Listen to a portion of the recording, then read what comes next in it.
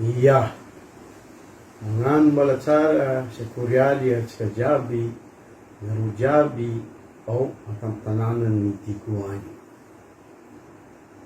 Regniko iaianareo, hitako etahetanareo, aia mere, nagnino mere, hitsikitsiky tsy mandehandeha tsy mitsinjatsinjaka fo e.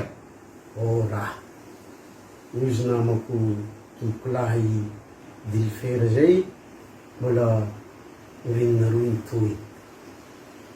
Fa faly loatra ny tegna nahita fanokafana ny conseil municipal tamitsika tao Moaly.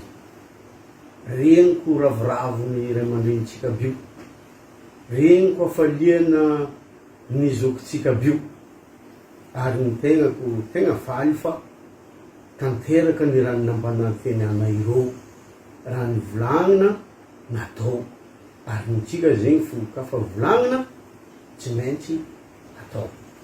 Misaotra Zagnahary, misaotra ny razana amin'ny raha zegny. Isitraka ny pension de retraité jiaby ny commune urbaine de Bosirezy. Raha tsarinista digo zegny e, ny piasan'ny commune retraité zay tsara ny isitraka raha io, isitraka io ireo jiaby. Zegny maharavoravo ny fontegna, tsy maintsy ambaranareo mpiarabelogno ao an-tampontanàna ny antsirananao.